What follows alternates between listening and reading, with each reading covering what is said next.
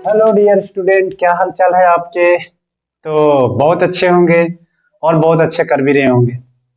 तो मैं ये उम्मीद कर रहा हूँ कि आप पढ़ाई अच्छे से कर रहे होंगे और हमारे लेक्चर्स को कंटिन्यूअस आप अटेंड कर रहे होंगे।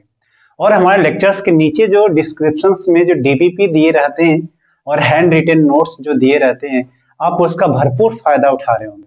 भरपूर मतलब 100% उसका फायदा उठा रहे होंगे और आपको सवाल कर भी रहे होंगे। बहुत इंटरेस्टिंग सवाल रहता है और वो आलतू फालतू सवाल है नहीं। काफी रिसर्च करके, काफी मेहनत करके वो सवाल डिजाइन किए जाते हैं। एक्चुअली वो सवाल जहां तहां से रहते हैं, बट वो प्रॉपर सेटिंग्स में रहते हैं। लेक्चर्स, कौन से लेक्चर में कौन सा सवाल दिया जाए कि आपके कॉन्सेप्ट और भी बेहतर क्लियर हो, इसके लिए हम डीपीपी को स्पेशली टाइम देके डिजाइन करते हैं।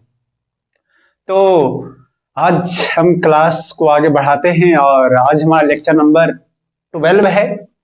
तो 11 नंबर तक हम लोगों ने कंप्लीट कर लिया था, जिसमें हम लोगों ने काफी सारी चीजें जाना था कि फ्लक्स होता क्या है, फ्लक्स निकालते कैसे हैं, है कि नहीं। पॉजिटिव फ्लक्स का मतलब क्या होता है, नेगेटिव फ्लक्स का मतलब क्या होता है, ये सब तमाम सारी चीजें हम लोगों ने लास्ट लेक्चर में देखा था। अगर आप लोगों ने अभी तक हमारे लास्ट लेक्चर यानी कि लेक्चर नंबर 11 को नहीं देखा, तो आप डिस्क्रिप्शन में जाइए और उसको देखिए। डिस्क्रिप्शन में सारे लेक्चर के लिंक दिए हुए हैं इस चैप्टर्स के। और ये चैप्टर एनसीईआरटी के अकॉर्डिंग तो फर्स्ट चैप्टर है। एनसीईआरटी के अकॉर्डिंग अगर आप चैप्टर को ओपन करोगे तो आप मेनू में अगर देखोगे तो उसमें लिखा रहता है इलेक्ट्रिक चार्ज एंड फील्ड। तो इलेक्ट्रिक चार्ज एंड फील्ड का ये 12 नंबर का आज लेक्चर है कि नहीं। तो 12 नंबर में हम लोग बहुत सारी चीजों को जानने वाले हैं। अबाउट 80% ये चैप्टर्स एंड होने वाले हैं। ये चैप्टर्स 80% तक कवर हो चुके हैं, हमारे 20% हमारे बच रहे हैं। तो वो सब तमाम चीजों को हम लोग डिस्कस करेंगे।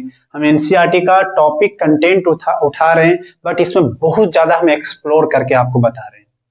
तो हम आपका ज्यादा समय नहीं लेते हैं और आज हम लोग आज के लेक्चर की तरफ बढ़ते हैं। और बढ़ने से पहले हम देखते हैं कि आज है क्या मेनू में। तो हमने अपनी like electric flux due to disc. तो डिस्क का स्पेलिंग गलत लिखा है, डिस्क। तो डिस्क के कारण इलेक्ट्रिक फ्लक्स कैसे निकालते हैं वो हम आज सीखने वाले हैं। और हम लोग सीखने वाले हैं जो क्या है, ये गॉस लॉ। गॉस लॉ एक ऐसा यूनिट है, एक ऐसा पॉइंट है जहां से बोर्ड में एवरी ईयर सवाल आते हैं। बोर्ड में ही नहीं, नीट एंड जेई में भी एवरी ईयर सवाल दबाना फिक्स होता है गॉस लॉ के ऊपर। तो हम लोग आज गॉस लॉ के प्योर थ्योरेटिकल एनालिसिस करेंगे, अच्छे से कॉन्सेप्ट को बिल्कुल अच्छा से जानेंगे। तो आप हमारे लेक्चर पे बने रहिए। और आप लोग जितने भी बने हुए हैं उन सबको मैं वेलकम करता हूं हमारे यूट्यूब चैनल जिसका नाम है आरसीपी, और यहाँ पे पढ़ाई होती है राइट कॉन्सेप्ट ऑफ फिजिक्स की। तो चलिए मैं यहाँ पे हटाता हूँ, आप पेन और कॉपी निकाल लीजिए और अपने पढ़ाई को स्टार्ट कर लीजिए।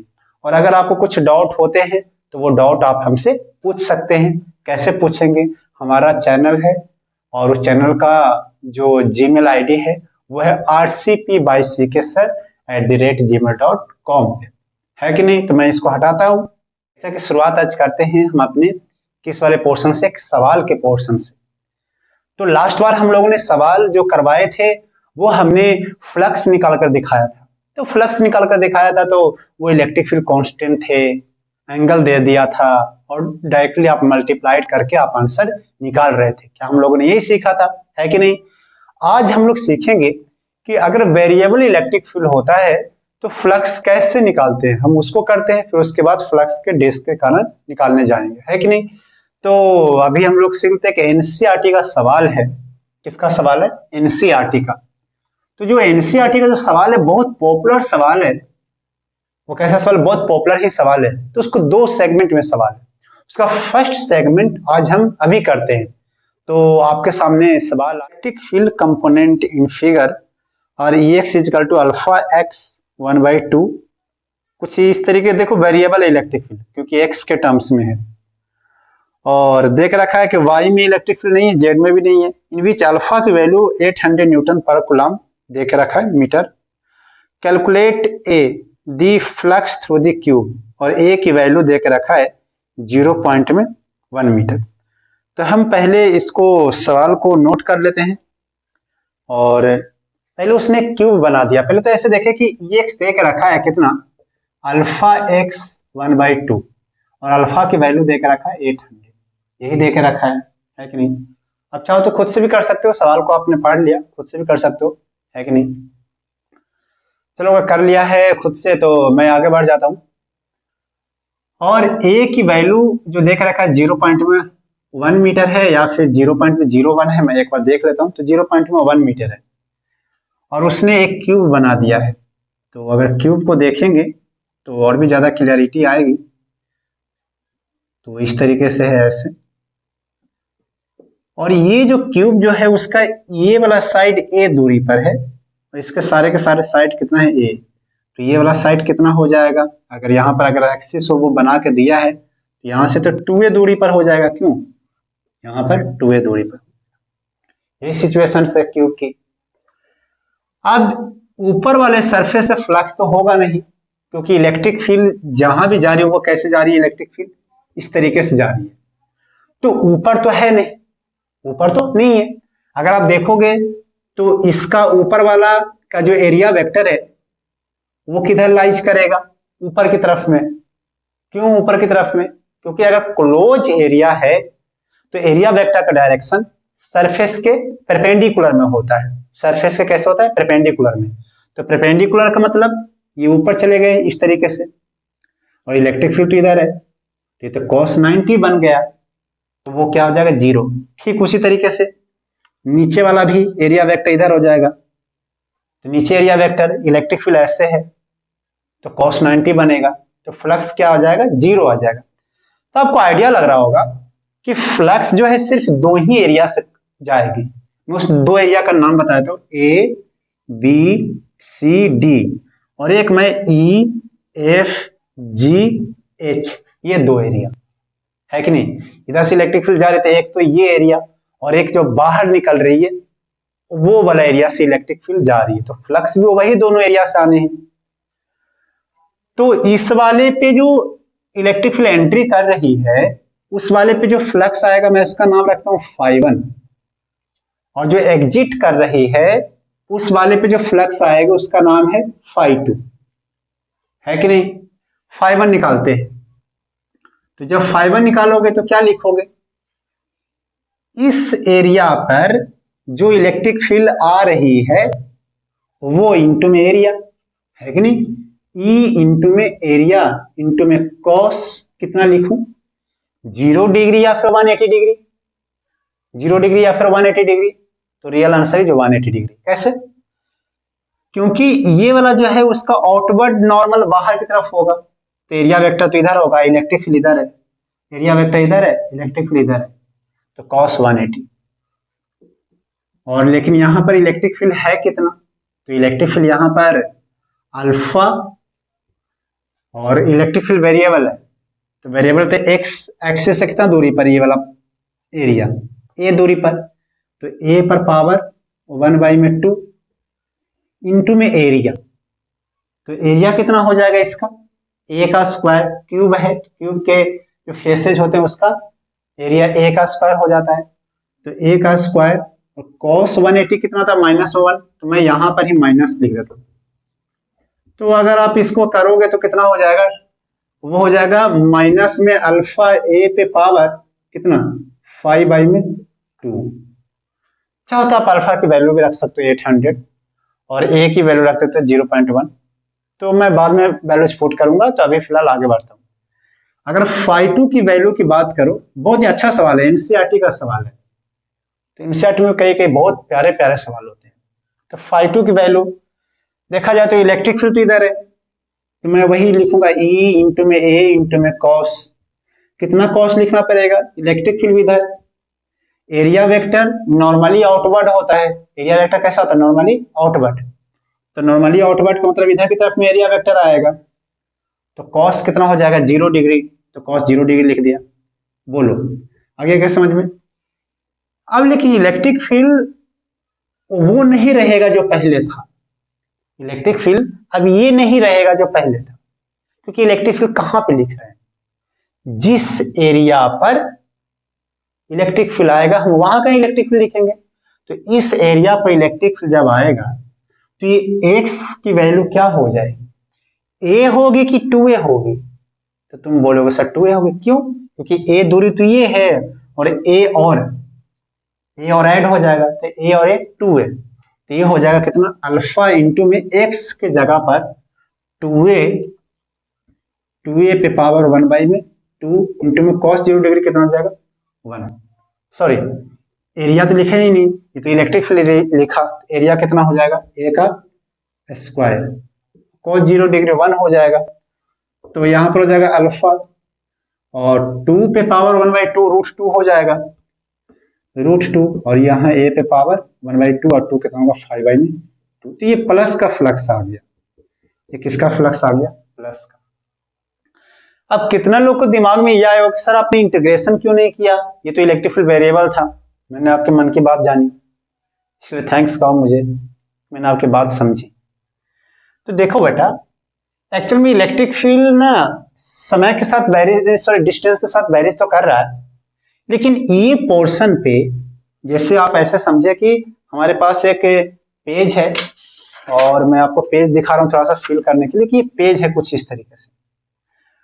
अब मान लो कि मैं ओरिजिन हूं और ये पेज का एक क्यूब है आगे, ऐसे क्यूब समझो, लेकिन मेरे से ये ए दूरी पर है, तो ए दूरी पर ये भी फेस ए दूरी पर, ये भी फेस ए दूरी पर, ये भी फेस ए दूरी पर, ये भी फेस ए दूरी पर, ये भी फेस ए दूरी पर, है कि नहीं?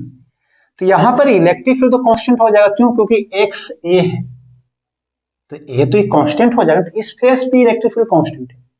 फिर ये पेज आगे शिफ्ट किया ये वाला पोर्शन पे, तो इस पे भी 2a, यहां से हमारे से 2a दूरी पे चला गया, तो इलेक्ट्रिक फील्ड यहाँ पे भी उतना ही है, यहाँ पे भी उतना ही है, क्योंकि लिनियरली प्रोपेगेट कर रहा है। इस फेस से इस फेस पर जब जाओगे तो इलेक्ट्रिक फील्ड वेरिएबल कर रहा है, लेकिन उस फेस पर कांस्टेंट है।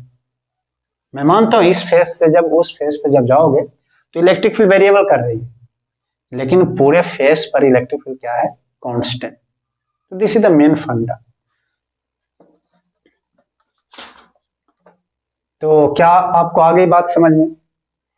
तो नेट फ्लक्स कितना होगा, तो नेट फ्लक्स से हम लोग क्या करेंगे, नेट फ्लक्स हम लोग ऐड करेंगे, तो ऐड करूंगा तो रियल में तो 5 प्लस में 5 2 लिखूंगा, लेकिन 5 का वैल्यू खुद माइनस है, अल्फा ए पे पावर 5 बाई 2 और ये प्लस में अल्फा रूट 2 ए पे पावर 5 बाई 2, है कि नहीं? और अगर आप यहाँ पे कॉमन ले लो तो अल्फा ए पे पावर 5 बाई 2 कॉमन ले लोगे तो ये बचेगा अंदर में रूट 2 माइनस में 1, और सारे के सारे जब वैल्यूज रखोगे, जब अल्फा की वैल्यूज ए की वैल्यू और जब कैलकुलेट करोगे तो ये समथिंग आ जाता है 1.05, और फ्लक्स की यूनिट होती है न्यूटन पर कूलम मीटर का स्क्वायर। तो this is the required answer. था तो एनसीईआरटी का सवाल, लेकिन बहुत बढ़िया सवाल है, तो आप नोट कर लीजिए, मैं इसको हटा दूं। तो बहुत ही बढ़िया आप लोगों ने सवाल किया। अब वो सवाल को आप आगे की तरफ बढ़ते हैं और हम लोग करते हैं क्या, एक नई चीज, और नई चीज क्या करते हैं, electric flux due to disc. तो ये डिस्क के कारण इलेक्ट्रिक फ्लक्स कैसे निकालते हैं वो हम लोग सीख लेते हैं, है कि नहीं? तो आप लोग लिखेंगे flux, flux due to disc, disc के कारण इलेक्ट्रिक फ्लक्स कैसे निकालते हैं वो हम लोग सीख लेते हैं। तो एक हम लोग पहले डिस्क बना लेते हैं, कुछ इस तरीके से डिस्क, ऐसा डिस्क बना लेते हैं, ये डिस्क है, रिंग जैसा बना हुआ डिस्क है, और इसके कुछ ए दूरी पर हम लोगों ने, ऐसे तो ये आर दूरी कहलाएगा, आर दूरी, और यहाँ पे हमने कैपिटल क्यू रख दिया, क्योंकि फ्लक्स निकालने के लिए कि इलेक्ट्रिक फील्ड होना जरूरी है, एक फ्लक्स निकालने के लिए क्या होना जरूरी है, इलेक्ट्रिक फील्ड होना जरूरी है। वो इलेक्ट्रिक फील्ड प्रोड्यूस कर सकता है एक चार्ज, तो इसका मतलब वो चार्ज के कारण इलेक्ट्रिक फील्ड प्रोड्यूस होगा, और उस इलेक्ट्रिक फील्ड के कारण हम लोग फ्लक्स निकाल रहे हैं।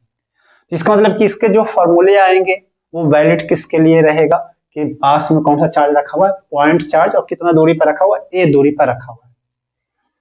तो अगर आप देखेंगे तो इलेक्ट्रिक फील्ड इससे निकलेगी तो चारों डायरेक्शन में निकलेगी, इधर भी निकलेगी, इधर भी। तो आप देखिएगा तो इलेक्ट्रिक फील्ड वेरिएबल है। कैसे? क्योंकि डायरेक्शन अलग अलग है। डायरेक्शन कैसा है? अलग अलग है। तो डायरेक्शन अलग अलग होने के बाद से इलेक्ट्रिक फील्ड कैसा है? वेरिएबल। तो हमने क्या किया कि एक रिंग मान लिया, बहुत पतली सी रिंग, एक बहुत पतली सी क्या मान लिया? रिंग मान लिया। तो रिंग को जब हम लोग ऐसे करेंगे तो इसको थोड़ा सा पतली से, थोड़ा सा उसकी विड्थ है छोटी सी, बहुत कम, और हम इसको थोड़ा सा डार्क कर लेते हैं। आपको मैं रेड मार्कर से लिख के दिखा रहा हूं तो शायद आपको समझ में आ रहा होगा। तो हमने इसको थोड़ा सा डार्क कर लिया क्योंकि मुझे इंटीग्रेशन करना पड़ेगा, क्योंकि देख रहे हो कि एक ही सरफेस पे इलेक्ट्रिक फील्ड वेरिएबल है कि नहीं। तो मैं थोड़ा सा डार्क कर लिया उसको। तो उस रिंग का जो आपने माना रिंग, उसको अगर पास में अगर देखो तो कुछ ऐसी दिखाई देगी। कैसी? जो दिखा देता हूँ, वो कुछ ऐसी दिखाई देगी इस तरीके से, और उसका यहां पर से कुछ ऐसी, ये। अब हम लोग ये मान के चलते हैं कि डिस्क में बस इतना एरिया में, डिस्क इस छोटा सा जो रिंग है उसका रेडियस कुछ ना कुछ आर होगा, कुछ ना कुछ रेडियस आर होगा, कुछ ना कुछ क्या आर है मानना हमने। और इसकी जो मोटाई जो है वो डी आर है। इसकी मोटाई क्या है? D R. और ये जो डार्क वाला जो हमने किया है, वो डार्क वाले में, डार्क नाम से एक बिस्कुट का नाम याद आ रहा था जिसका नाम डार्क फैंटेसी। नाम सुना तुम लोगों ने? खाया नहीं है? खाया होगा तुम लोगों ने कि मुंह में पानी आ गया, खिला दो। समझ रहा हूं तुम्हारे भावनाओं को। फिलहाल तो इसको देख लेते हैं। तो फ्लक्स इसी डार्क वाले एरिया से पास हो रही है। तो इसका मतलब डार्क वाला एरिया का मुझे एरिया निकालना पड़ेगा। तो एरिया कैसे निकालोगे? कैसे निकालोगे एरिया? कोई बोलेगा कि सर पूरा एरिया तो पाई आर का स्क्वायर हुआ, उसमें से जो डी आर का एरिया कैसे करोगे? माइनस करोगे? मुझे भी आइडिया नहीं है। तुम लोग के मन में ऐसे तो आता है ना कि कैसे करो यार। तो मैंने बोला कि वो डी आर तो बहुत छोटा सा मोटाई है, तो इसको कट कर दो। यहाँ से ऐसे कैंची लाओ, कैंची जानता है सीजर अंग्रेजी में क्या बोलते हैं? कैंची लाओ, कट करो। तो कट कर दो, तुमको ऐसा दिखाई देगा, जिसका ये वाला लेंथ कितना है? D R. और ये लेंथ कितना है? 2 पाई आर। क्योंकि हमें उस एरिया की जरूरत पड़ेगी तो मैं पहले ही कैलकुलेट कर लेता हूँ। तो इसकी एरिया कितना हो जाएगा? छोटा सा डी है। तुम बोलोगे सर ये तो हो जाएगा 2 पाई आर इंटू में डी आर। तो है ना जबरदस्त तरीका निकालने का, कैलकुलेट करने का। तो बहुत जबरदस्त तरीका ये 2 पाई आर इंटू में डी आर। आप ऐसे निकालना, एलिमेंट्री कंसीडर्ड एरिया तो आप उसको कट करके ऐसे पट्टी बना लो। तो कट करके जब पट्टी बनाओगे तो 2 पाई आर इंटू में डी आर ही आएगा। अब चलते हैं यहां पर। तो यहां पर जब जाओगे तो ये वाली दूरी तो ए है जैसा मैंने बताया, और ये दूरी छोटा सा आर है। तो क्यों ना हम उसको एलिमेंट को अलग कर लेते हैं तो थोड़ा और भी दिखाई देगा। ये तो मैंने आपको विजुलाइज करने के लिए दिखाया। तो ये वाला दूरी जो आपने जो एलिमेंट जो छोटा सा जो रिंग बनाया है, वो रिंग को मैं फिर से बना लेता हूँ। वो रिंग वेरीज कर सकती है, जैसे आर वेरीज कर, 0 कर दोगे तो वो छोटा सा रिंग बन जाएगा ना के बराबर, और कैपिटल आर करो तो पूरी डिस्क बन जाएगी। और यहां से इस दूरी पर ए है और यहाँ पर ही क्यू रखा हुआ था, कंसीडर्ड एलिमेंट है, और यहां से फ्लक्स उससे यहाँ पे पास कर रही होगी ऐसे। तो ये है ए और ये है छोटा सा आर, ये है ए और ये है छोटा सा आर, और ये दूरी हो जाएगा कितना? ए का स्क्वायर प्लस में आर का स्क्वायर। तो अगर आप देखो तो वही इलेक्ट्रिक फील्ड ऐसे ही पास कर रही होगी, है कि नहीं? बहुत सारे ऐसे ऐसे पास कर रहे होंगे। तो मैं ज्यादा नहीं बनाने जाता हूँ, तो फिर वहां से मुझे फोटो को शिफ्ट करना पड़ेगा। तो मैं शिफ्ट नहीं करना चाहता हूँ, एक ही में सेट कर देना चाहता हूँ। तो कैसे करें? यहाँ पर जो इलेक्ट्रिक फील्ड जो आ रही है वो इलेक्ट्रिक फील्ड कितना आ रहा होगा? कि क्यू अपोन में डिस्टेंस, तो डिस्टेंस कितना है? ए का स्क्वायर प्लस में आर का स्क्वायर का रूट अंदर, और अगर आप उसको स्क्वायर करोगे तो कितना हो जाएगा? ए का स्क्वायर प्लस में आर का स्क्वायर। रूट का स्क्वायर करते तो यही तो होता है ना। अब ये थीटा मान लीजिए, ये क्या मान लीजिए? थीटा। तो वो जो इलेक्ट्रिक फील्ड है उसके दो कंपोनेंट आएंगे, एक तो ऐसे आएंगे और एक तो ऐसे आएंगे, है कि नहीं? एक तो ऐसे आएंगे, एक तो ऐसे आएंगे। ये थीटा, तो ये हो जाएगा ई कॉस थीटा, और ये एक हो जाएगा ई साइन थीटा। अब जो ई साइन थीटा वाला जो इलेक्ट्रिक फील्ड है वो तो कोई फ्लक्स जनरेट नहीं करेगा। क्यों? क्योंकि प्लेन, ऐसे प्लेन है, मेरा हाथ को प्लेन मानो, और इलेक्ट्रिक फील्ड ऊपर की तरफ है, तो कभी भी वो फ्लक्स जनरेट नहीं करेगा। क्यों? क्योंकि इस हमारा हाथ का एरिया आगे की ओर है और इलेक्ट्रिक फील्ड ऊपर है। ई साइन थीटा के बारे में बात करूं तो दोनों के बीच एंगल कितना बन गया? 90। तो वो कोई फ्लक्स जनरेट नहीं करेगा। तो करेगा कौन? तो करने वाला कौन है? ई कॉस थीटा, क्योंकि वो एलिमेंटल एरिया ऐसे है और इलेक्ट्रिक फील्ड ऐसे है।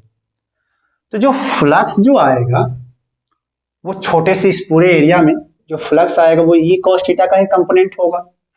तो छोटा सा जो फ्लक्स जो आने वाला है वो आने वाला है ई इंटू में डी ए इंटू में कॉस 0 डिग्री। कॉस 0 डिग्री क्यों? क्योंकि दोनों के बीच का एंगल कितना है? छोटा सा जो electric field E cos theta का जो इलेक्ट्रिक फील्ड बना और जो एरिया वेक्टर बना तो 0 डिग्री बना। क्योंकि बाद में मैं cos 0 इसलिए पहले रख रहा हूं क्योंकि पहले से ये cos थीटा आ रही है, तो आप कंफ्यूज ना कर जाओ। तो हमने E इंटू में डी ए cos 0 डिग्री। अच्छा, इलेक्ट्रिक फील्ड है कितना? इलेक्ट्रिक फील्ड हमारे पास है E cos theta, E cos theta. अच्छा, डी ए कितना है आपके पास? डी ए है 2 पाई आर इंटू में डी आर। और इलेक्ट्रिक फील्ड कितना आपके पास है? सारे वैल्यू रख देते हैं। यह है के क्यू ए का स्क्वायर प्लस में आर का स्क्वायर, हमने ये भी लिख दिया। cos थीटा कितना होगा? तो cos थीटा होता है बेस बाई में हाइपोटेनियस। cos थीटा क्या होता है? बेस बाई में हाइपोटेनियस। इस ट्रायंगल को देखोगे, थोड़ा सा ए ऐसे लिख दो, तो cos थीटा लिखना चाहो तो कैसे लिखोगे? cos थीटा बेस कितना है इसका? a, और हाइपोटेनियस कितना है? रूट अंदर में a का स्क्वायर प्लस में r का स्क्वायर। समझ रहे हो? तो मैं वो वैल्यूज पुट कर देता हूं। तो a अपोन में a का स्क्वायर प्लस में r का स्क्वायर का रूट अंदर इंटू में 2 पाई r इंटू में डी आर। और हमको इसी को इंटीग्रेशन करना है। कहां से कहां तक? ये एलिमेंट कहां से कहां तक जा सकती है? ये एलिमेंट कहां से कहां तक जा सकती है? तो बहुत छोटा का मतलब 0, बहुत बड़ा का मतलब कैसे? डिस्क को फाड़ते हुए ऊपर निकल जाएगा क्या? ऐसा तो नहीं होगा ना। डिस्क कहां तक जा सकती है? सॉरी, वो एलिमेंट वाली जो एरिया है छोटा सा, वो कहां तक जा सकती है? कैपिटल आर तक। तो 0 से लेकर कैपिटल आर तक इसको इंटीग्रेशन करना है। लेकिन इंटीग्रेशन को देख के थोड़ा बहुत डर लगने लग गया कि साला ये कैसा इंटीग्रेशन है। तो इसका इंटीग्रेशन हम करेंगे, लेकिन थोड़ा से आगे एक्सटेंड कर लो। 0 से लेकर आर तक आपको दिखाई दे रहा होगा, 0 से लेकर आर तक।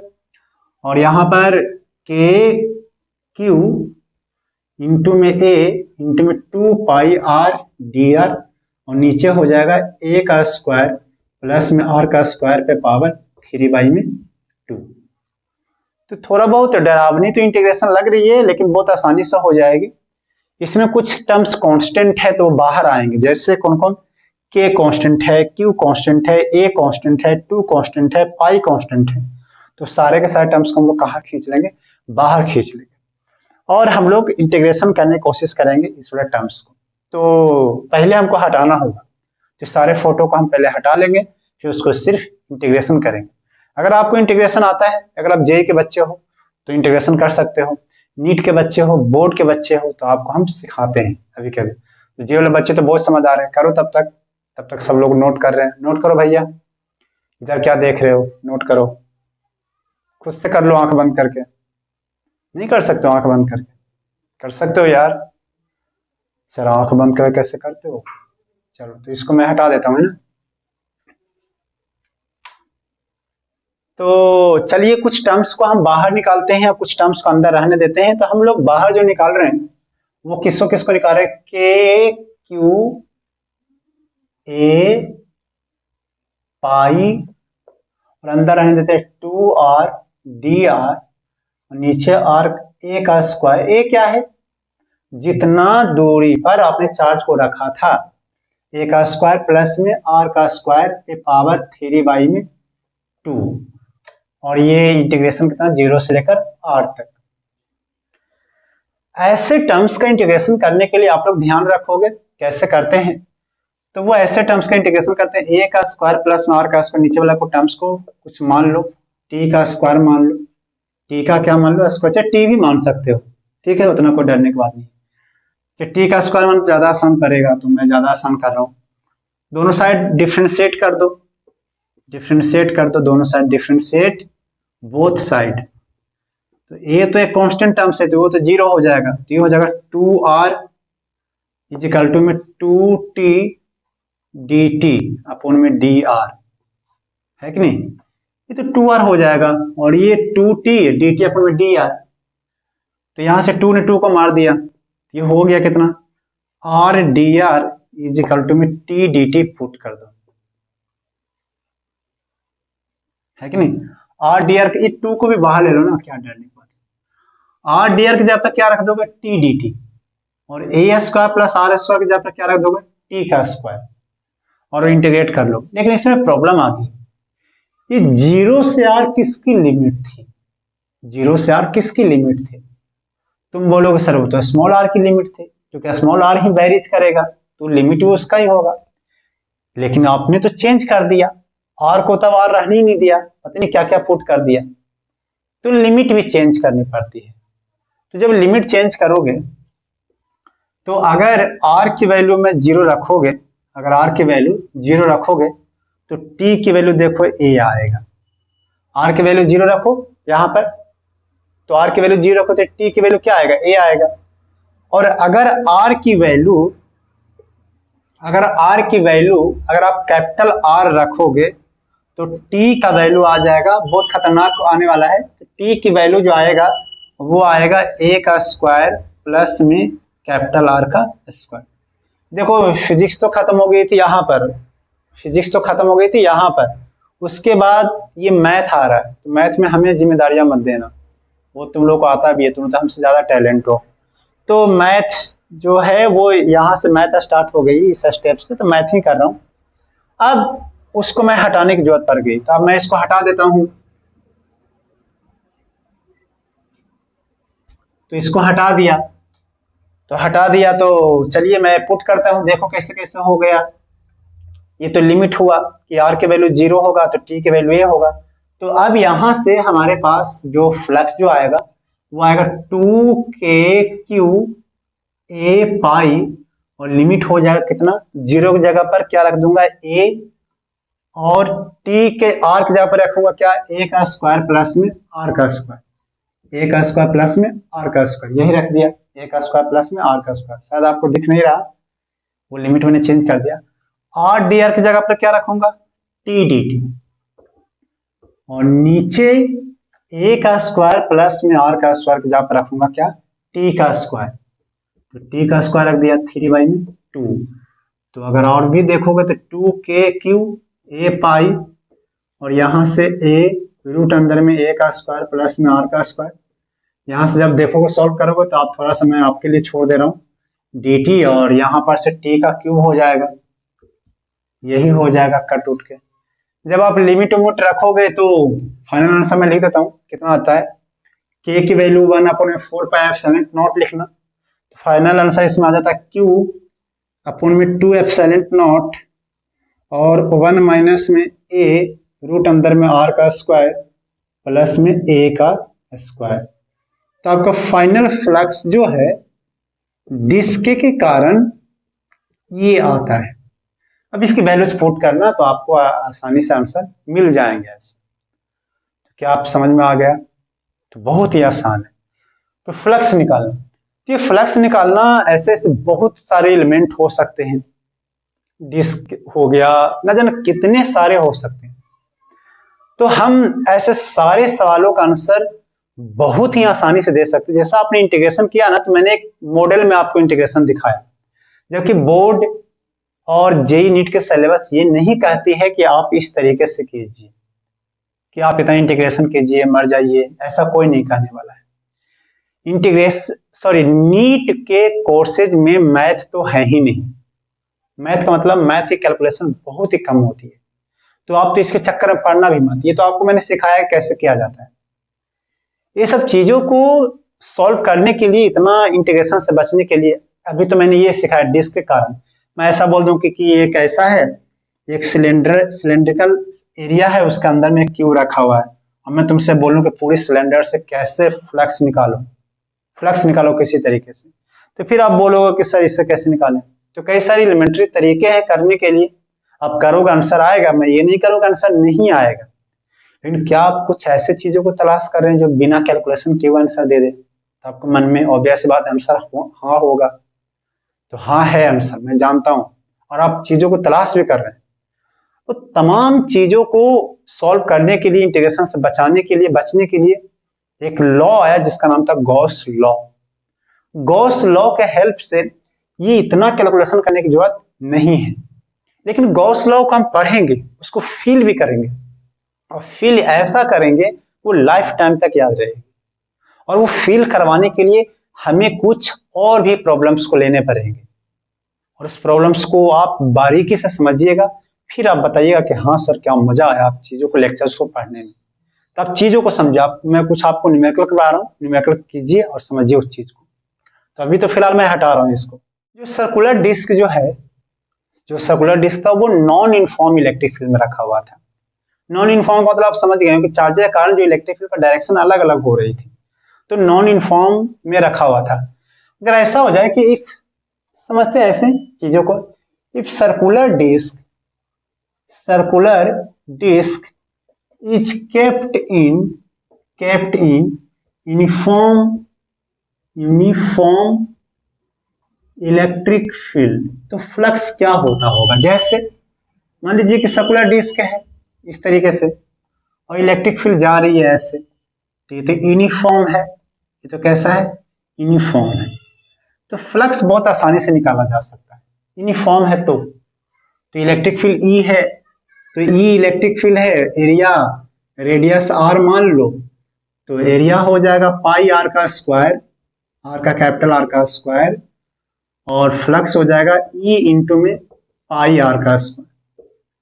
और इतना ही नहीं, अगर आपको जैसे कि हेमिस्फीयर रखा हुआ, हेमिस्फीयर, ये को मान लेते हैं कि मैं हेमिस्फीयर रखा हुआ इस तरीके से, हेमिस्फीयर है, और हेमिस्फीयर से भी इलेक्ट्रिक फील्ड जो है कुछ इस तरीके से ऐसे जा रही है, इस तरीके से ऐसे जा रही है ऐसे, और पूरे एरिया में है ऐसा मान लो, पूरे एरिया में है ऐसा मान लो, यूनिफॉर्म है बिल्कुल। ये कैसा है, हेमिस्फीयर। अगर हेमिस्फीयर रखा हुआ डिस्क जगह पर, तो फिर क्या होता होगा, तो देखो अगर किसी पॉइंट पर अगर एरिया वेक्टर लोगे तो एरिया वेक्टर तो नॉर्मली आउटवर्ड होगा, उसके दो कंपोनेंट होंगे उस एरिया का, एक तो ऊपर वाला और एक तो इधर वाला। तो बताओ कि जो ऊपर वाला जो कंपोनेंट जो है, ये वाला कंपोनेंट, ये तो परपेंडिकुलर है कंपोनेंट, किसके परपेंडिकुलर, इलेक्ट्रिक फील्ड के, और ये वाले जो कंपोनेंट है वो तो पैरेलल है, किसके पैरेलल है, इलेक्ट्रिक फील्ड के। तो जो परपेंडिकुलर वाला जो कंपोनेंट है, क्या वो फ्लक्स जनरेट कर पाएगा, नहीं कर पाएगा, क्योंकि इलेक्ट्रिक फील्ड और उस एरिया वेक्टर में परपेंडिकुलर कंपोनेंट जो आ रहे वो फ्लक्स को जीरो कर देगा।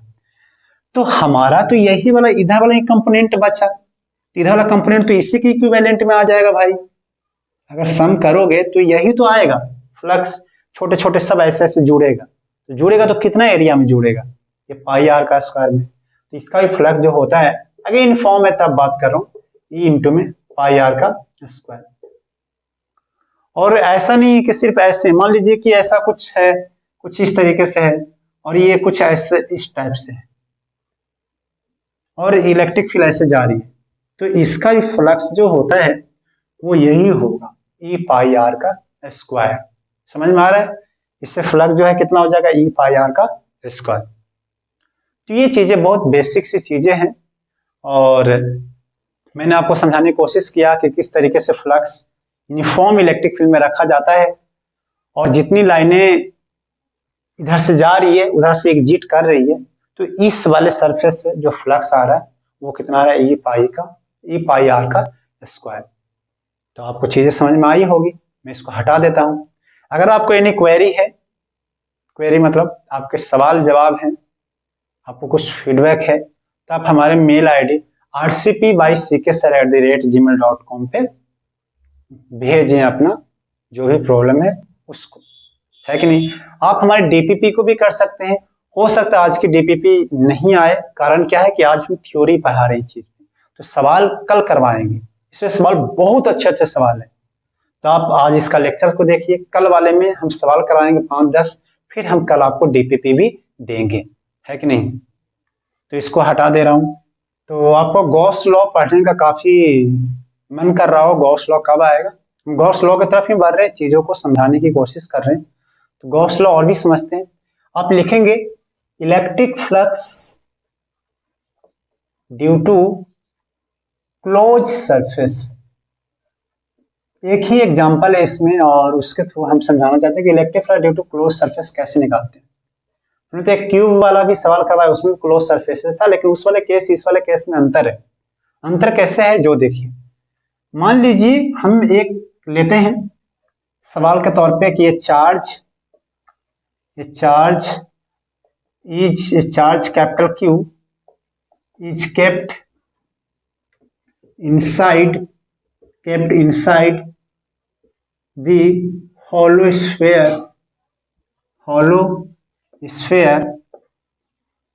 of radius capital R। जैसे देखिए ये है R है रेडियस, कैपिटल Q यहाँ पे रखा हुआ है। तो इलेक्ट्रिक फील्ड कैसे निकलेगी, इस तरीके से बाहर निकलेगी। अब मैं फ्लक्स निकालना चाहता हूं, ये सरफेस है flux.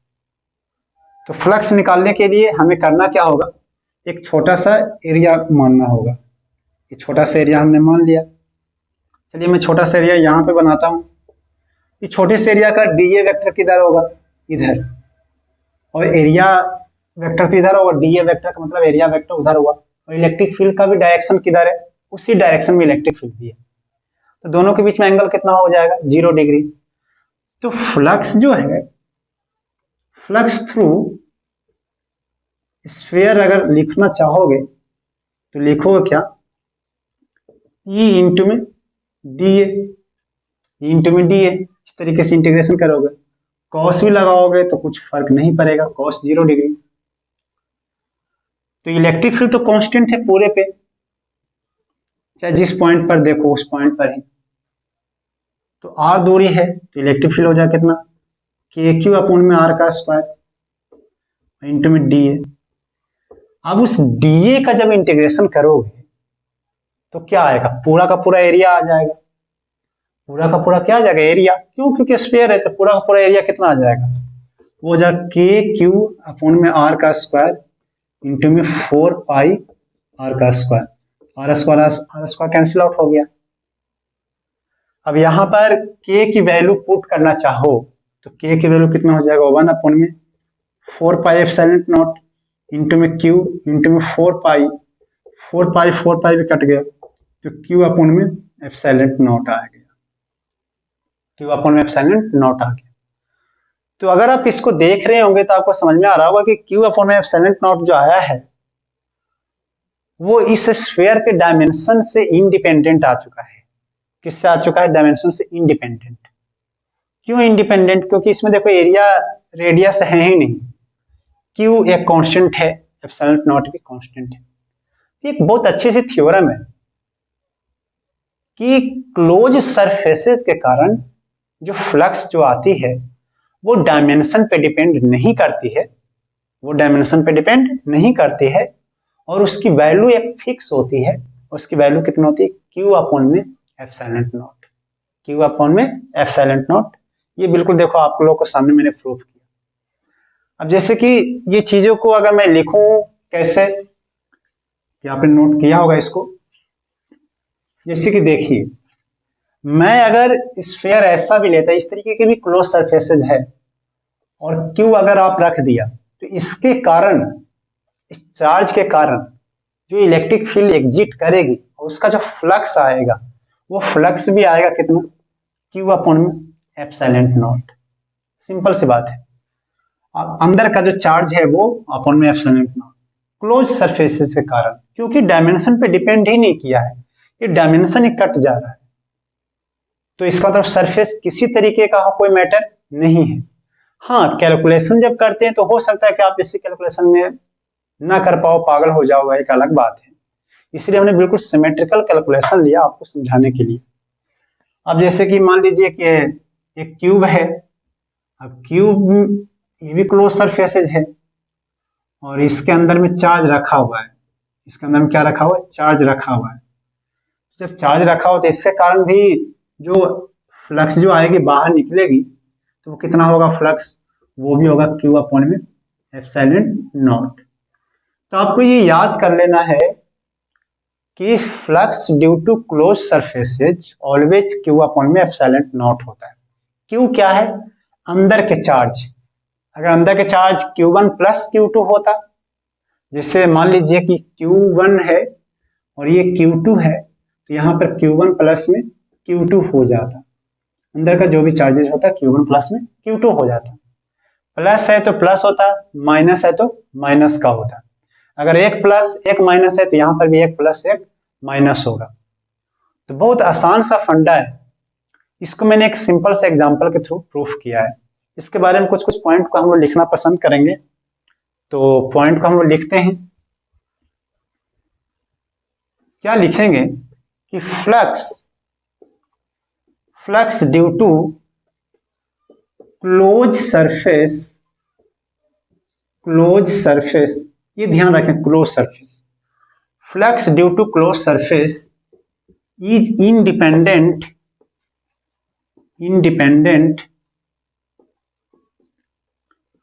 from dimension of independent of dimension of surface, simple, surface के डायमेंशन से इंडिपेंडेंट होता है। एंड इट इज कांस्टेंट, और कांस्टेंट की वैल्यूज कितना होती है? कांस्टेंट की वैल्यू कितना होता है? अंदर का चार्ज को मैं लिख देता हूँ QIN, इनक्लोज चार्ज अपॉन में एप्सिलॉन नॉट। ये क्या QIN का मतलब? इनक्लोज चार्ज, अंदर में कितना चार्ज बंद है, इनक्लोज चार्ज। तो अंदर में चार्जेस कितना बंद है और वो एक कांस्टेंट वैल्यू जाता है QIN अपॉन में epsilon not. Q1 plus Q2 रखना है, ये सब वो सब तो चीजें समझ में आ गई। अब फ्लक्स का लिंकेज मैं यहाँ पर E इंटू ds नहीं बोल रहा हूँ। एक्चुअली फ्लक्स है क्या? वो E और ds ही है। तो मैंने क्लोज सरफेस के लिए मैं क्या बोल रहा हूँ कि E इंटू ds लगाओ ही मत। क्लोज सरफेस के लिए E इंटू ds मत लगाओ, डायरेक्ट क्या लिख दो? अंदर का चार्ज अपन में एप्सिलॉन नॉट, अंदर का चार्ज अपन में एप्सिलॉन नॉट। ठीक है, तो ये चीजें हैं। तो मैं इसको हटा देता हूं तो और भी ज्यादा चीज समझाने की कोशिश करता हूं आपको। अब जैसे कि अब यहां पर एक क्लोज सरफेस है और चार्ज बाहर रखा हुआ है, तो फ्लक्स क्या होता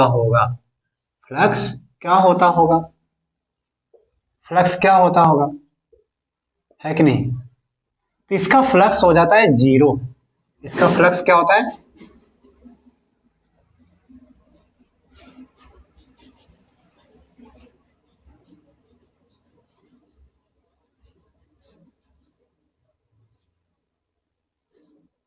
इसका फ्लक्स होता है जीरो। रीजन है जीरो होने का, क्योंकि जितने इलेक्ट्रिक फील्ड अंदर लाइन गई है, तो जितनी इलेक्ट्रिक फील्ड अंदर लाइन गई, तो यहां पर देखो इलेक्ट्रिक फील्ड ज्यादा है क्योंकि इलेक्ट्रिक फील्ड लाइंस पास है, और यहाँ पे इलेक्ट्रिक फील्ड लाइंस कम है। लाइंस की बात करोगे तो फिर गड़बड़ हो जाओगे, क्योंकि तुम बोलोगे सर जितना इलेक्ट्रिक फील्ड लाइंस अंदर गई उतना ही बाहर गया, तो फ्लक्स हो गया जीरो। नहीं, लाइंस की स्ट्रेंथ को देखो, तो यहाँ पर स्ट्रेंथ बहुत ज्यादा है, ज्यादा नहीं है, क्योंकि यहाँ पर इलेक्ट्रिक फील्ड लाइंस पास में, और यहाँ पर स्ट्रेंथ कम है। कम क्यों है? क्योंकि वो दूर है, तो स्ट्रेंथ की कमी आ गई। तो फिर कैसे बोल दोगे कि फ्लक्स जीरो हुआ? तो समझो ऐसे बोलते हैं हम लोग फ्लक्स जीरो हुआ, क्योंकि यहां पर स्ट्रेंथ है ज्यादा तो एरिया है कम। सोच कर देखो, ये इतना ही एरिया में है, यहाँ पे स्ट्रेंथ है कम और एरिया क्या है ज्यादा, तो ऑल ओवर इसका एक्सपेरिमेंटल डेटा आता है कि फ्लक्स क्या हो जाता है, जीरो। क्या समझ में आया कि अगर एक चार्ज बाहर रख दे और क्लोज सरफेस, ये भैया ये दिमाग में रख रहे हैं, क्लोज सरफेस रहे तो ऐसा करेंगे। क्लोज सरफेस अगर रहता है और बाहर में एक चार्ज अगर हम रख दें तो उससे जो फ्लक्स जो होता है वो क्या हो जाता है, जीरो। तो इसको मैं हटाता हूं और एक और बेहतरीन एग्जांपल लेता हूं।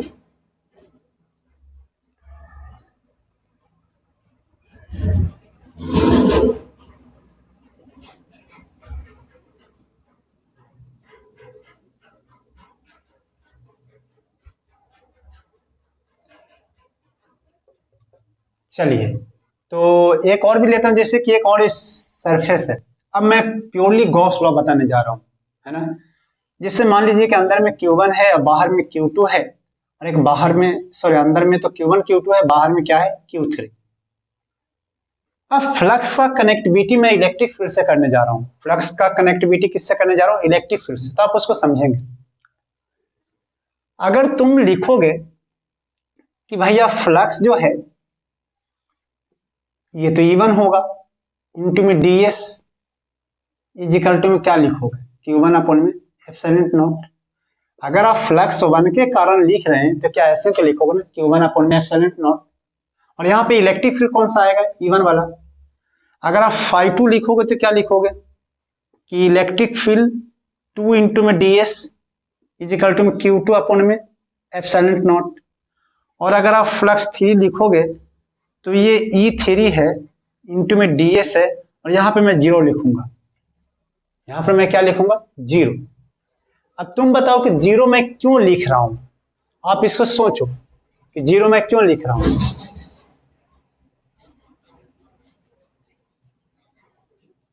सोचो कि जीरो मैं क्यों लिख रहा हूं। क्योंकि जो फ्लक्स है थ्री के वजह से, फ्लक्स जो है थ्री के वजह से वो तो जीरो आएगा, क्योंकि वो कैसा है, बाहर है। लेकिन क्या इस चार्ज का यहाँ पे इलेक्ट्रिक फील्ड जीरो होगा क्या, नहीं होगा। फ्लक्स जीरो है, फ्लक्स जीरो है, बट इलेक्ट्रिक फील्ड जीरो नहीं है। समझ रहे हो ना क्या मैं कहना चाह रहा हूं। अब इन तीनों इक्वेशन को जब ऐड करोगे, 1 और 2 एंड 3 को जब आप ऐड करोगे, 1 2 एंड 3 को, तो पाओगे कि भैया ये क्लोज का मतलब समझ रहे हो, क्लोज सरफेस को डिनोट कर रहा है। आपको मैं बताया नहीं, क्लोज सरफेस के लिए मैं कर रहा हूं कि इंटीग्रल क्लोज सरफेस के लिए। तो यहां पर अगर आप ऐड करोगे तो आएगा E1 प्लस E2 प्लस में E3 इंटू में ds इज इक्वल टू में Q1 प्लस में Q2 अपॉन में,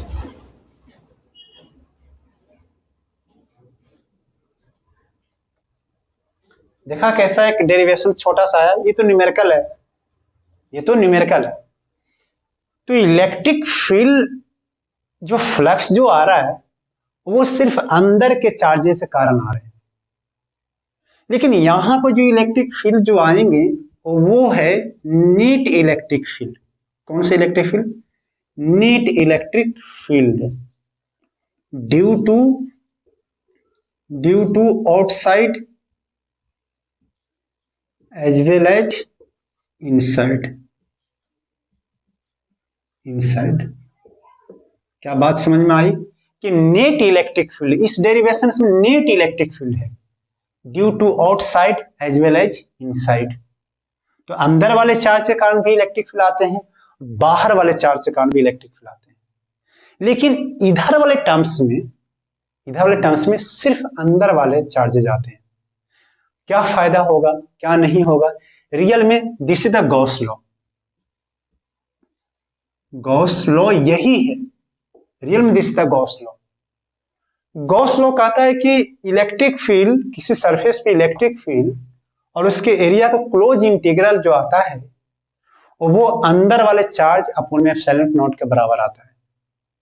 तो यही चीजें मैं आपको एक स्टेटमेंट में, किताबी स्टेटमेंट देख के मैं आपको बता दूंगा, लिखवा भी दूंगा। क्या आपको ये बात समझ में आया होगा समझ में।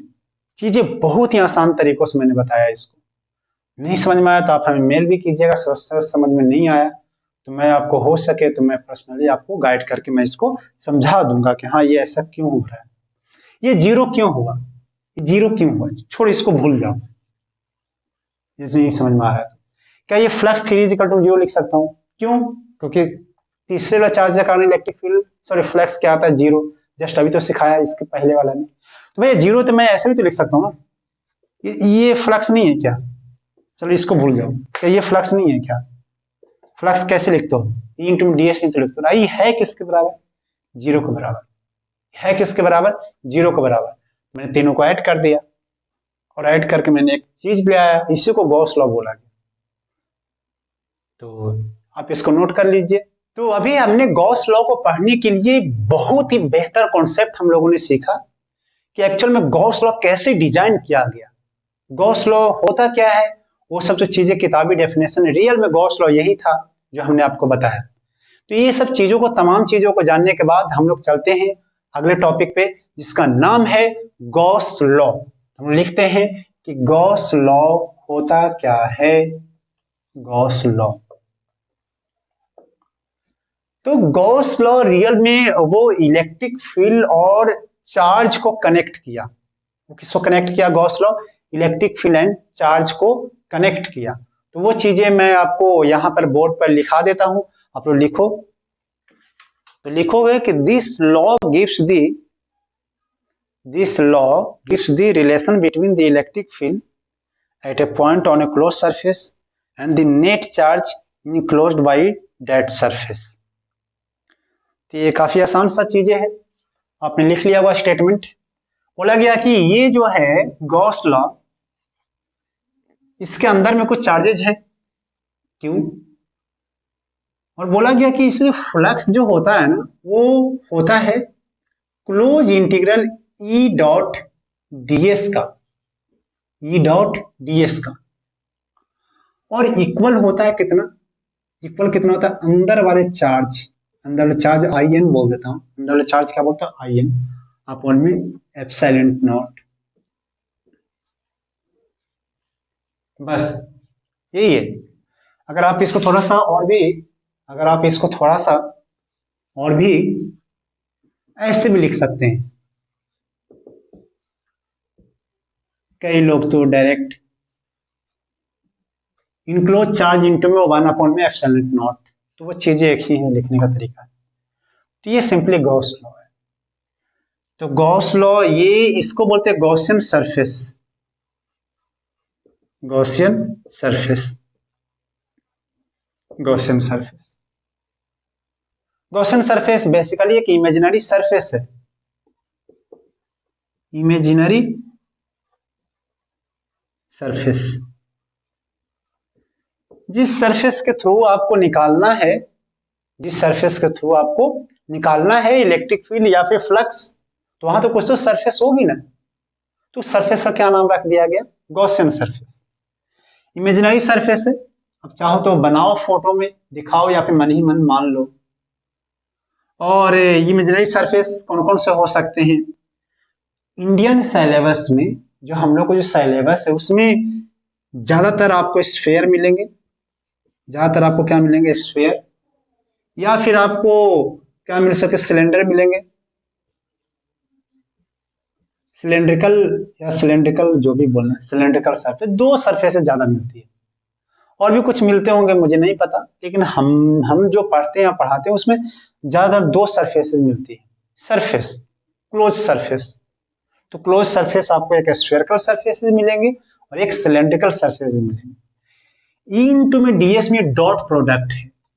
ये कौन सा प्रोडक्ट है? Dot product. डॉट प्रोडक्ट क्या है? Dot product. और ये जो इलेक्ट्रिक फील्ड, ये जो है ये नेट इलेक्ट्रिक फील्ड है। कौन सा फील्ड है? Net electric field. किस पे? किस पे नेट इलेक्ट्रिक? गॉसियन सरफेस पे। जहां पे अगर आपको इलेक्ट्रिक फील्ड निकालने की जरूरत पड़ेगी तब मिली गॉसियन सरफेस पे।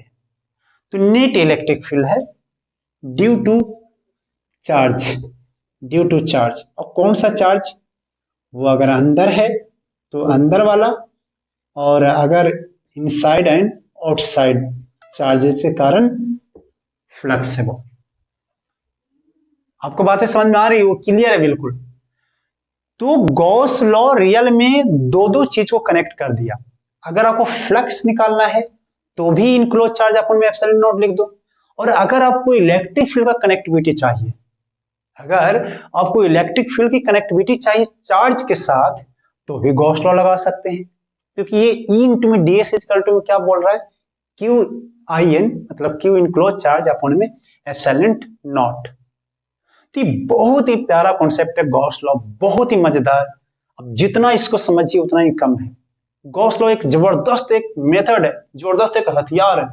350 देखा है तुम लोग 350? नहीं, तो ये एक मतलब आतंकवादी कैसे, जैसे हमारा अपने इंडियन आर्मी कैसे गिराता है आतंकवादी धड़ धड़ धड़ धड़, उसी तरीके से सवाल धड़ धड़ धड़ गिर जाते हैं। ये समझो तुम्हारे पास एक वेपन है, स्ट्रॉन्ग वाला वेपन, लेकिन आपको समझने की इस पे जरूरत है। किताबों में बहुत सारे लैंग्वेज इसके लिखे हुए हैं, वो लैंग्वेज मैं भी लिख दूंगा, तो आप नोट कर लीजिए। गॉसियन सरफेस कैसे है, कैसे बनाना होता है हमें, कितना एंगल रखा जाता है, ये डॉट प्रोडक्ट है, तो दोनों के बीच एंगल रखा जाता है, कितना एंगल हमें मिलेगा, तमाम सारे सवालों का आंसर हम आपको देने वाले हैं। लेकिन कब देंगे आप इसको नोट कर लीजिएगा तब, तो नोट कीजिए इसको। चलो मैं हटा देता हूं। स्टेटमेंट ऑफ गॉस लॉ क्या लिखोगे एग्जाम्स में, बोर्ड के एग्जाम्स में क्या लिखोगे, ये तो नंबर नहीं देगा ना, एक दो नंबर काटेगा। तो गॉस लॉ का स्टेटमेंट लिख लेते हैं। गॉस लॉ का स्टेटमेंट आपके बोर्ड पर दिखाई देने लग गए होंगे कि this surface integral of the electric field intensity over any close surface. तो सरफेस इंटीग्रल का मतलब होता है कि वो एरिया का इंटीग्रेशन करने के लिए बोल रहा है। Any close surface in free space is equal to 1 upon epsilon naught times the total charge enclose within the surface. समझ में आ गया? तो ये हो गया, ये सब चीजें हमने आपको लिख के दिखा, वो रट लेना है या फिर अपनी लैंग्वेज में जो आपको अच्छा लगे वो आप। कुछ इंपॉर्टेंट पॉइंट हम लोग लिख लेते हैं, कुछ इंपॉर्टेंट पॉइंट हम लोग लिख लेते हैं। तो इंपॉर्टेंट पॉइंट में क्या क्या लिखना है जो बताता हूं। इंपॉर्टेंट पॉइंट में आपको और भी क्लियर होगी गॉस लॉ, गॉसियन सरफेस, जब इसके एप्लीकेशन को हम पढ़ाएंगे तो आपको और भी क्लियर करवाऊंगा, तो आप बने रहिएगा लेक्चर के साथ, लेकिन कल के लेक्चर में पढ़ाएंगे। अभी इंपॉर्टेंट पॉइंट बता रहा हूं कि गॉसियन सरफेस ये भाई हम लोग सिलेबस की बात कर रहा हूँ बिल्कुल। तो बहुत सारे बच्चे परेशान हो जाते हैं कैसा कैसा होता है गॉसियन सरफेस, ये वो। तो गॉसियन सरफेस आर जनरली कौन कौन सा, स्फेयर एंड सिलेंड्रिकल मिलेंगे आपको, स्फेरिकल एंड सिलेंड्रिकल, ठीक है। ये होगा दूसरी पहली बात, है कि नहीं? दूसरी बात कि जब आप गॉसियन सरफेस बना रहे होते हैं तो उसमें गॉसियन सरफेस पर जो मैग्नीट्यूड है वो क्या होना चाहिए, कांस्टेंट होना चाहिए। अब इस चीजों को बहुत सारे अपोज भी कर देंगे, लेकिन हमारे जो सिलेबस में है, हम जो पढ़ते हैं पढ़ाते हैं, उसमें गॉसियन सरफेस पे मैग्नीट्यूड क्या होना चाहिए, कांस्टेंट। गॉसियन सरफेस मैग्नीट्यूड क्या होना चाहिए, कांस्टेंट। कब? जब आप इलेक्ट्रिक फील्ड निकालोगे तब मैं बात कर रहा हूँ। सब चीजों को मैं बाद में यूटिलाइज करवाऊंगा, बताऊंगा कैसे कैसे एप्लीकेशन किए जाते हैं। अभी तो फिलहाल लिख लो कि magnitude of electric field is constant at Gaussian surface. Electric field का अगर निकालने की जरूरत पड़ गई तो गॉसियन सरफेस जो बनाओगे, गॉसियन सरफेस तो बनाना ही पड़ेगा, कैसे बनाते हैं वो भी हम सिखाएंगे आपको। तो गॉसियन सरफेस जो बनाओगे उसमें मैग्नीट्यूड कैसा होना चाहिए, कांस्टेंट। अच्छा, नेक्स्ट पॉइंट, जनरली हमारे सिलेबस में generally angle between electric field and DS, DS मतलब Gaussian surface, generally angle between E and DS are 0 degree मिलेंगे। 180 मिलेंगे या फिर 90 मिलेंगे, यही तीनों मिलेंगे आपको। ये सब ऑब्जर्व करके मैंने लिख दिया है कि यही तीनों आपको जनरली मिलने वाले हैं। ठीक है, तो ये 3 पॉइंट आपको ज्यादातर मिलेंगे, और भी कुछ पॉइंट लिखता हूं। Gaussian surface are generally spherical and cylindrical. Magnitude of electric field is constant at Gaussian surface. दूसरा, generally angle between electric field and DS are 0 degree, 180 degree, 90 degree. और एक पॉइंट लिख देता हूं,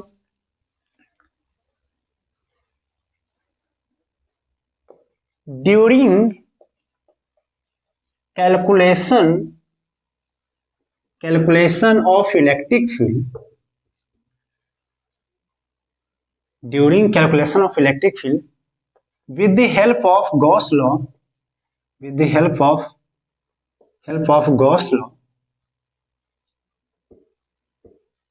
law, during calculation of electric field with the help of Gauss law, अगर आप Gauss law के help से इलेक्ट्रिक फील्ड निकालने जा रहे हैं, देखना इलेक्ट्रिक फील्ड निकालने जा रहे हैं, then direction of electric field must be known,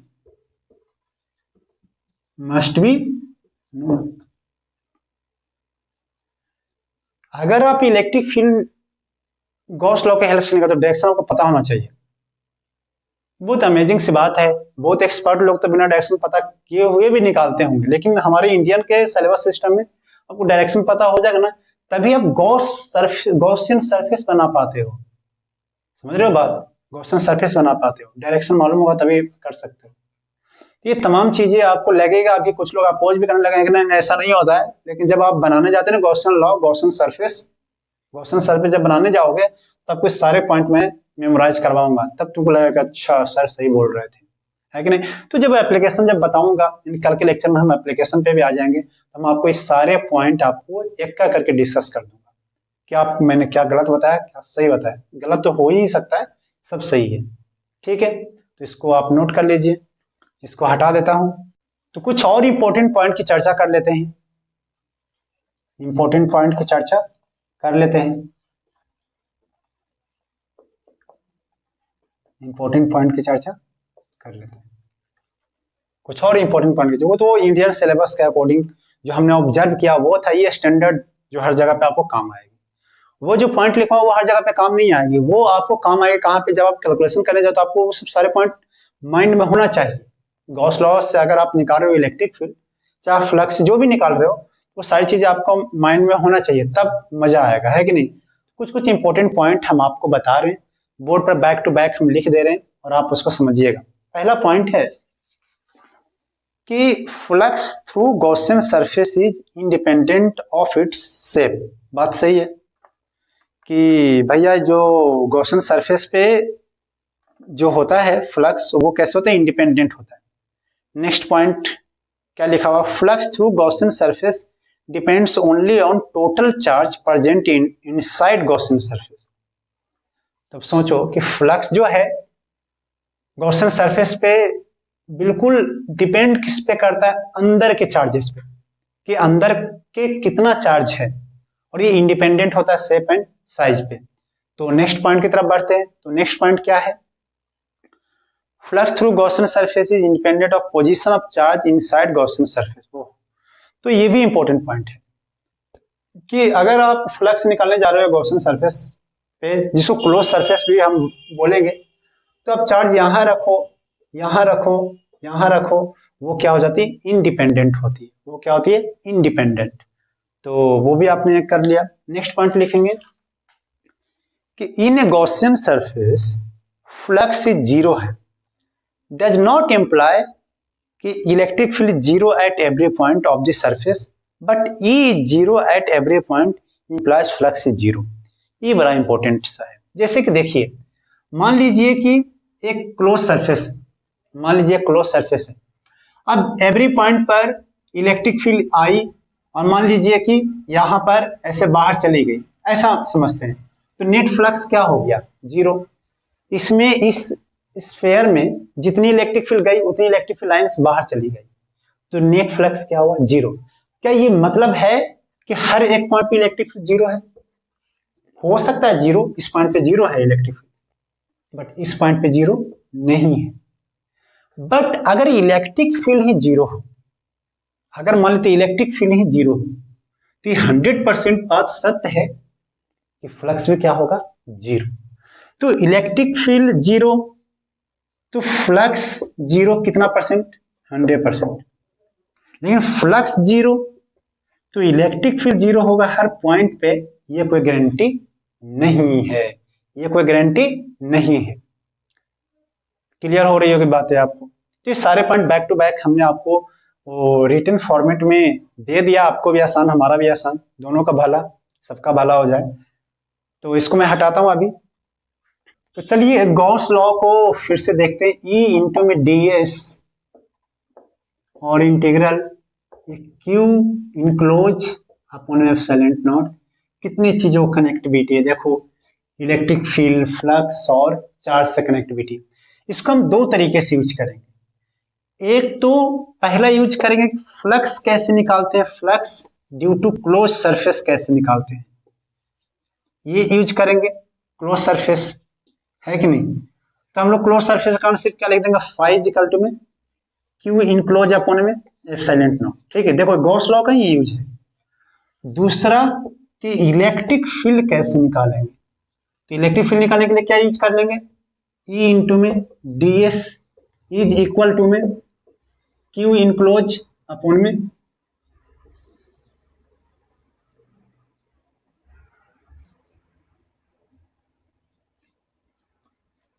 तो हम इस गॉस लॉ को दो तरीके से यूज करने वाले हैं।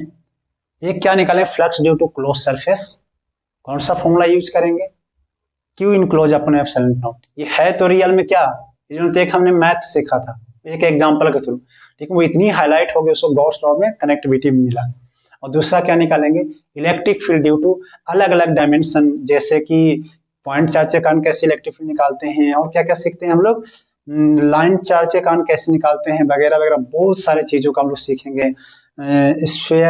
ये डिस्क के कारण कैसे निकालते हैं, गॉस लॉ से काफी आसानी से निकाला जा सकता है। तो आज का लेक्चर हम यहाँ पर ही समाप्त करते हैं। आज डीपीपी हम देखते हैं, डिजाइन करेंगे डीपीपी। इस लेक्चर को देख के पॉसिबिलिटीज मिलेगी तो हम अपलोड करेंगे, नहीं मिलेगी तो कोई बात नहीं, आप लेक्चर के हैंड रिटन नोट्स को एंजॉय कीजिए और आप पढ़ाई करते रहिए, हमारे लेक्चर्स को एंजॉय करते रहिए। हम ये बिल्कुल नहीं बोल रहे हैं कि आप हमारे लेक्चर्स को, हमारे चैनल को सब्सक्राइब कीजिए, आप बस पढ़ते रहिए। इसी के साथ ऑल दी बेस्ट।